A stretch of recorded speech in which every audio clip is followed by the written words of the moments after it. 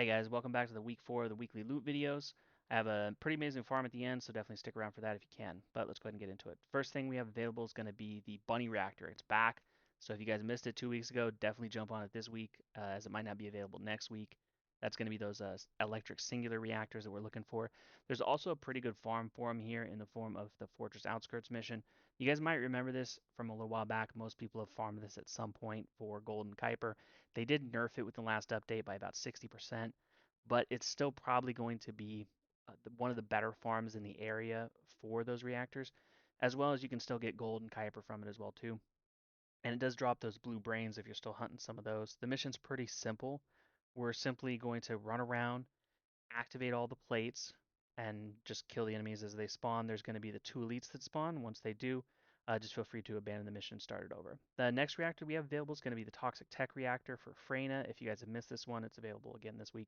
The mission that we have to farm is going to be the same mission we were farming last week, the Command Relay. So if you missed some of those particles and you need some of those for your activator blueprints, definitely jump on that mission as well too, as it's a great place to farm those. The third reactor that you might want to pick up this week is going to be the non-attribute dimension reactor. This is because Ultimate Valby is going to be coming out tomorrow, so I would definitely jump on getting one of these. Unfortunately, the missions that are available in this area, there's only 2, and they really aren't that great. The best one's going to be this tree one right here, because it has just the highest density of enemy adds. So jump on that and try to get one of those if you can.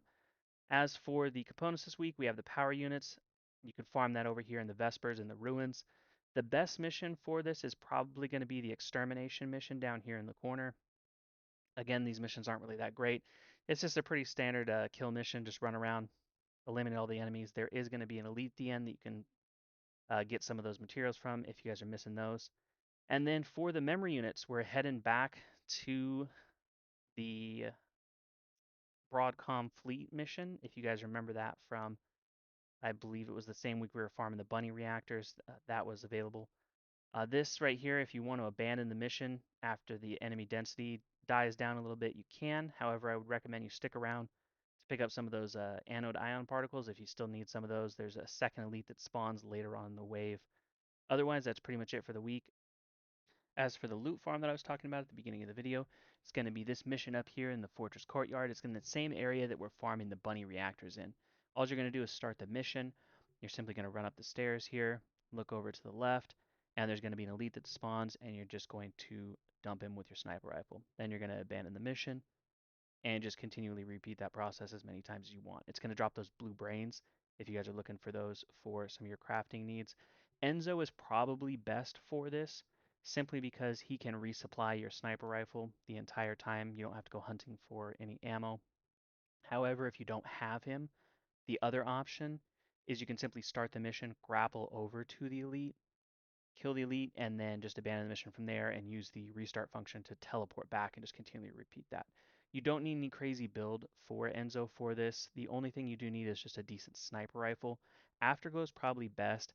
I just have the piercing light. I don't have any crazy mods on it. You definitely want to max out the firearm damage with the action and reaction and the rifle reinforcement mods. And then probably adding in one of these yellow mods in order to just get a little bit more weak point damage out of the gun, just to be a little more consistent on the headshot.